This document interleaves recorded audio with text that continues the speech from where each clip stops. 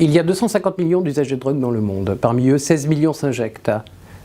Même s'ils savent, ces usagers, que souvent, c'est problématique cette consommation, la force, la contrainte, comme être mis en prison, comme être obligé de se soigner, ou pire encore la torture, comme c'est le cas malheureusement dans certains pays, ça ne marche pas, nous le savons, nous médecins. Et lorsque ces usagers sortent de ces traitements forcés, la plupart rechutent. L'épidémie de sida, au début des années 80, fut l'un de ces problèmes majeurs de santé pour les usagers de drogue. Elle l'est toujours, puisqu'au demeurant, 2 injecteurs sur 10 dans le monde vivent avec le virus de sida. Alors, puisque nous savons que la force ne marche pas, nous, médecins du monde, avec d'autres, nous avons promu ce qu'on appelle la réduction des risques. La réduction des risques, tout est dans le nom.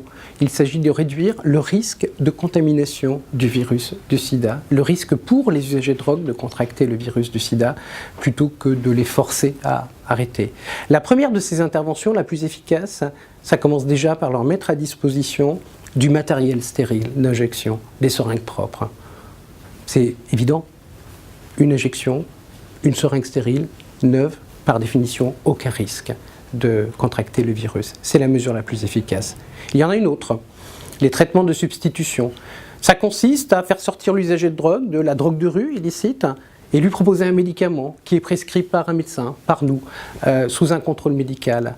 Ça déjà, ça marche aussi sur la contamination, ça la réduit de moitié, ça a été prouvé scientifiquement à niveau mondial, mais surtout, ça permet d'inscrire ou de réinscrire les usagers de drogue dans un parcours de soins, dans le système de santé, alors que pendant des années, pour certains d'entre eux, ils en ont été éloignés en raison de leur statut légal, social qui les met aux marges de la société.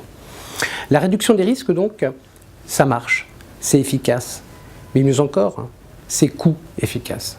C'est-à-dire que l'argent que l'on va investir dans ces interventions, que l'on va dépenser pour mettre en place de l'échange de seringues et des traitements de substitution, va générer des économies pour la collectivité. La collectivité, c'est vous, c'est moi, c'est nous, c'est nos impôts, les impôts que nous payons tous les ans.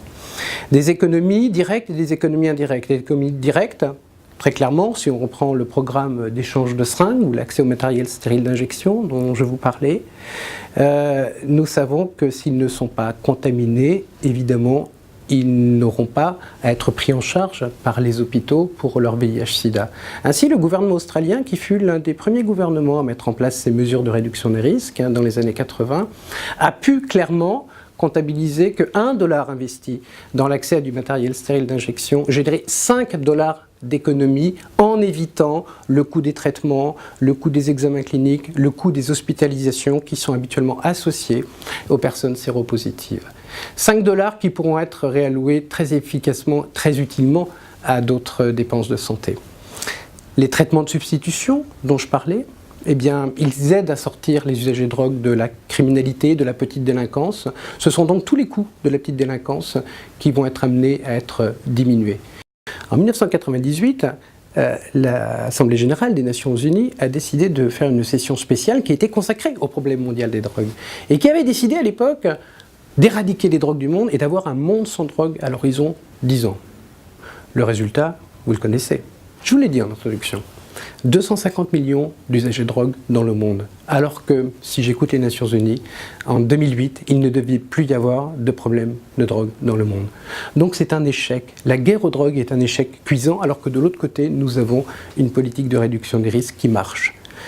On pourrait s'arrêter là, mais derrière, il y a aussi des réalités économiques. La guerre aux drogues dans le monde, ce sont des dépenses à hauteur de 1000 milliards de dollars. 1000 milliards de dollars dépensés par les États pour lutter contre les drogues, pour mettre les usagers de drogue en prison. De l'autre côté, la réduction des risques, qui est efficace, dont je vous parlais, c'est 20 milliards de dollars. Alors voilà, 1000 milliards pour être malade et pour remplir nos prisons d'un côté, 20 milliards pour être en bonne santé et faire des économies, à vous de choisir.